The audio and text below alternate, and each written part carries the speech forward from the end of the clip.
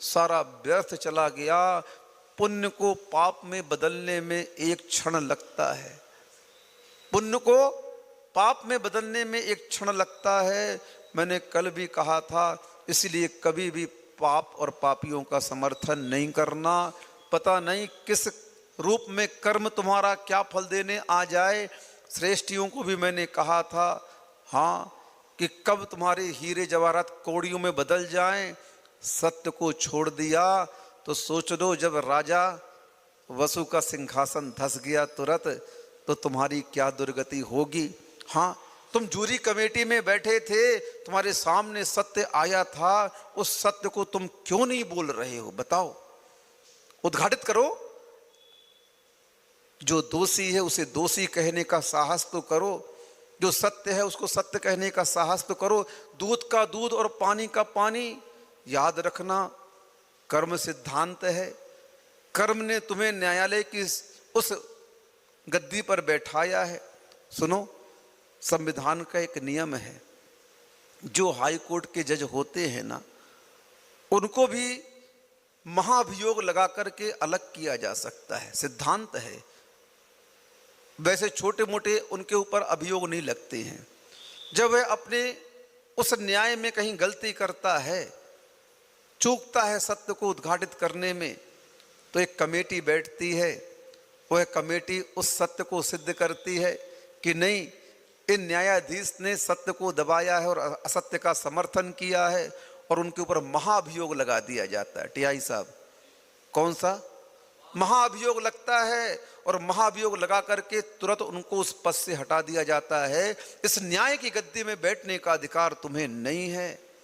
इसलिए जो jury committee में सदस्य बनकर के श्रेष्ठी आए थे, हमारा भी उनसे कहना है, जब संविधान के उस जज को असत्य बोलने पर महाभियोग लगा करके और गद्दी के नीचे उतार दिया जाता है, दोषी ठहरा दिया जाता है, ऐसे ही आप लोग भी सत्य की गद्दी में सत्य के लिए आए थे।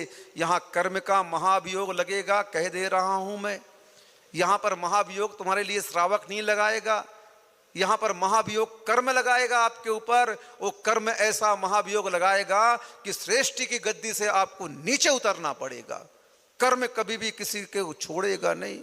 इसलिए जो सत्य है उस सत्य को आप बोलें। अगर ब्रह्मचारिणी रेखा गलत है तो आप बोल दो ब्रह्मचारिणी रेखा गलत है, और अगर वो पाप करने वाला, पत्रकांड करने वाला गलत है, तो खुलकर बोल दो ये पत्रकांड करने वाला गलत है। इसमें क्या बात है, दूध का दूध और पानी का पानी, सारा झगड़ा समाप्त हो जाएगा। जूरी कमेटी अगर निर्णय दे देती है तो बस, गलती किसकी है उस गलती को आप सबके सामने रख दो। आज समाज दो भागों में फट रही है। वो चाहता भी यही है, क्योंकि जो पापी होते अपने फॉलोवर को देखते हैं, वो देखने का यही माध्यम होता है। एक बवाल मचा दो, और बवाल मचाने के बाद में पता चल जाएगा मेरे फॉलोवर कितने हैं। अनादिकाल से पाप के फॉलोवर ज़्यादा हैं। संसार में भी देखने में आता है, मंदिरों में भीड़ कम और शराब के ठेके में भीड़ ज़्यादा होती है। कहाँ भीड़ ज़्यादा होती है? मंदिरों में कम और शराब के ठेके में भीड़ ज़्यादा होती है। उन पाप के स्थानों पर, विष्णु के स्थानों पर भीड़ ही भीड़ पाई जाती है। इससे ये मतलब सिद्ध नहीं होता है कि वह अच्छा कार्य है, वो कार्य तो सही नहीं है। इसलिए मैं तो बड़ी कृपा करके बोल रहा हूँ, गुरुदेव है नहीं, लेकिन सत्य और सिद्धांत तो इतना ही है। जब वहाँ पर महाभियोग लगा करके उसके लिए अलग कर दिया जाता है उस न्यायाधीश की गद्दी से, तो आप लोगों के ऊपर भी कर्म महाअभियोग लगाएगा।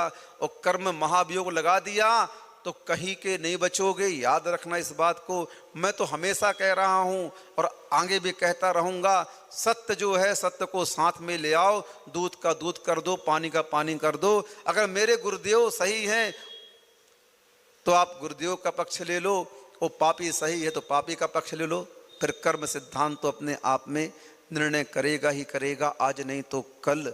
इसलिए हमारे लिए उस सद्ज्ञान का प्रयोग करना चाहिए। ज्ञान तो सामान्य रख दिया हमारे यहाँ, लेकिन उस ज्ञान के माध्यम से हमारा ध्येय क्या होना चाहिए, हमारा लक्ष्य क्या होना चाहिए, ये अगर हमें ज्ञात नहीं है, क्योंकि ज्ञात तो सभी को होता है कि मैं कार्य कैसा कर रहा हूँ, ऐसा कोई भी व्यक्ति नहीं है कि अपने परिणामों से परिचित ना हो। संसार में प्रत्येक आत्मा अपने परिणामों से परिचित हुआ करती है कि मैं इस समय जो समर्थन दे रहा हूँ, इस समय जो कार्य कर रहा हूँ, वो जानता है मैं गलत का समर्थन दे रहा हूँ, फिर भी किसी न किसी कर्म के उदय से वह गलत का समर्थन देता है, लेकिन उसका परिणाम उस आत्मा को भोगना पड़ता है। भीष्म पितामह जानते थे मैं गलत का समर्थन कर रहा हूँ। सुनो, भीष्म पितामह जानते थे मैं दुर्योधन गलत है, मैं गलत का समर्थन कर रहा हूँ। द्रोणाचार्य जानते थे, कृपाचार्य, शल्यचार्य, ये सब जानते थे मैं गलत का समर्थन कर रहा हूँ, लेकिन उनके पास मजबूरी थी और मजबूरी में उन्होंने गलत का समर्थन किया। आज भी इतिहास उनको पसंद नहीं करता है। तुमको मजबूरी छोड़ देनी चाहिए थी, क्यों मजबूरी में आकर के तुमने उस गलत का समर्थन किया। राजा बसु के पास मजबूरी थी, गुरु माँ का वचन था और उस वचन का दुष्परिणाम किसे भोगना पड़ा। उस वसु को उसका सिंहासन धस गया। असत्य का समर्थन, पाप का समर्थन हमारा कभी भी उपकार नहीं कर सकता है। इसलिए हमें समझना चाहिए सत्य क्या है। ये बवंडर जो चल रहा है, ये बवंडर सत्य और असत्य का चल रहा है, और असत्य और सत्य सबके सामने उद्घाटित तो पहले ही हो चुका है। बस सत्य के खेमे में भीड़ कम है और सत्य का समर्थन ज़्यादा है। क्योंकि मैंने कह दिया कि इस पंचम काल में हाथी के ऊपर कौन बैठा है? बंदर बैठा है, और ये चक्रवर्तियों का स्वप्न है। मिथ्या दृष्टियों की संख्या ज़्यादा होगी और सम्यक दृष्टियों का वर्चस्व कम होगा। अधर्म का बोलबाला ज़्यादा होगा और धर्म को मानने वाले बहुत कम होंगे। वो देखने में ही आने लगा है।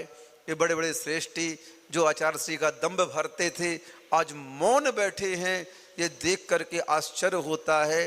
भगवान उनकी सद्गति हो, उनको सद्बुद्धि हो। इसीलिए ज्ञान का प्रयोग सत्य की दिशा में होना चाहिए। और संसार में सबसे बड़ा सत्य अपनी आत्मा है।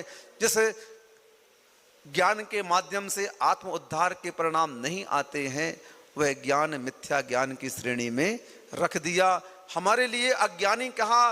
गुरुदेव कहते हैं तुम प्रवृत्ति में ज्यादा रहते हो, इसलिए तुम्हें अज्ञानी कह रहे। कुंद कुंद, तुम प्रवृत्ति के लिए साधु नहीं बने हो, निवृत्ति के लिए साधु बने हो। जाओ उस सदुपयोग का आप बार बार अनुभव करो। नहीं पहुंच पा रहे हो तो अभ्यास करो, आंख बंद करो और पर पदार्थ को पर मानते हुए अपनी आत्मा के पास आने का पुरुषार्थ करो।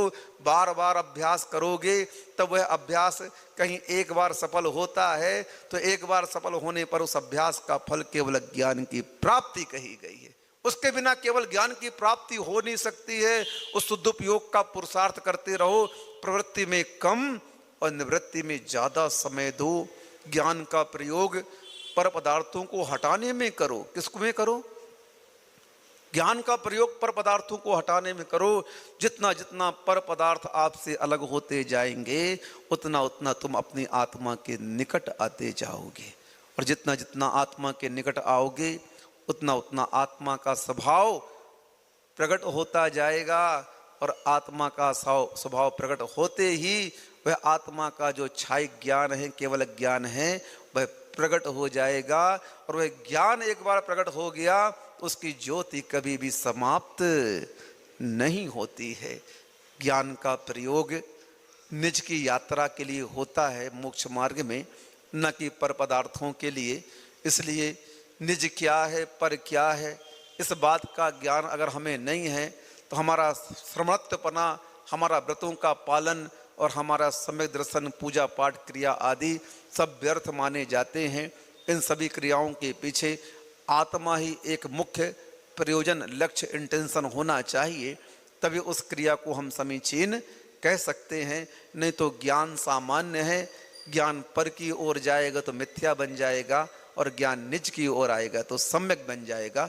इतना ही पर्याप्त है। अहिंसा परमो धर्म की, बोधि समाधि परिणाम शुद्धि, स्वात्मोपलब्धि शिव सौख्य सिद्धि, चिंतामणिम चिंतित वस्तु दाने, त्वाम बंद मानस्य ममास्तु देवी। 9 बार नमोकार मंत्र।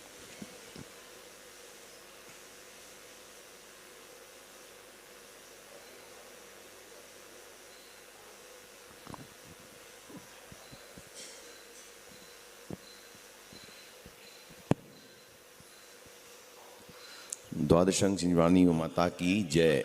हाँ, गौशाला के लिए गाय इकट्ठी करनी है भाई, दूध वाली अपन